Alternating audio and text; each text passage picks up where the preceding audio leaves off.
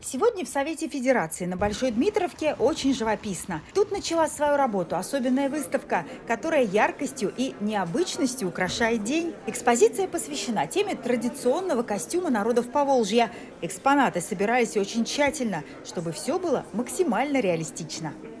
Вот этот путь торговый, мы его как бы тоже создали. То есть серьги сделали на севере, и они к нам пришли. И в 19 веке серьги сделали на севере, и они к нам пришли на ярмарке, и люди купили и носили. Одежда во все века несла в себе особые смыслы, уверены реставраторы и мастера. Это был и паспорт человека, и показатель его социальной принадлежности, и культурный код.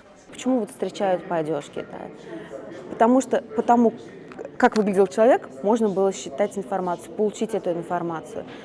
А людям было важно донести эту информацию о себе, о своем мироощущении. Костюм – это всегда и духовная, и материальная ценность. Это все создано по музейным образцам. В эти дни выставку могут оценить посетители и работники Палаты регионов страны. Сегодня прошла торжественная церемония открытия. Мы сегодня представили готовых 29 таких традиционных одежд.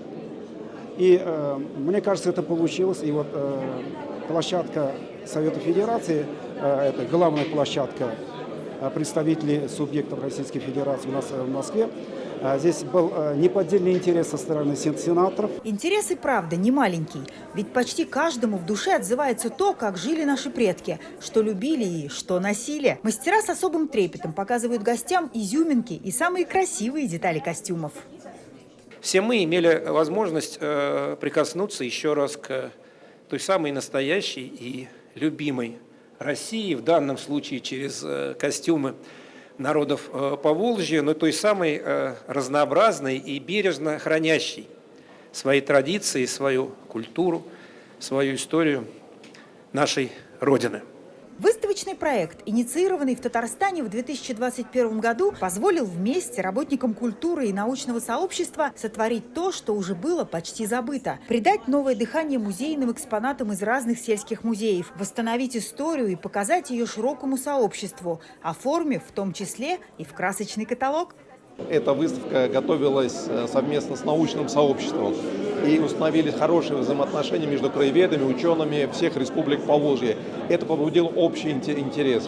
И, наверное, эта выставка будет продолжаться, потому что сегодня речь шла о том, что было бы неплохо, чтобы и в рамках этих, вместе с этими костюмами были детки, год семьи, но было бы это красивее. Будущее у выставочного проекта самое светлое. И уже в мае в Москве планируется вновь выставить работы мастеров в рамках форума «Многоликая Россия».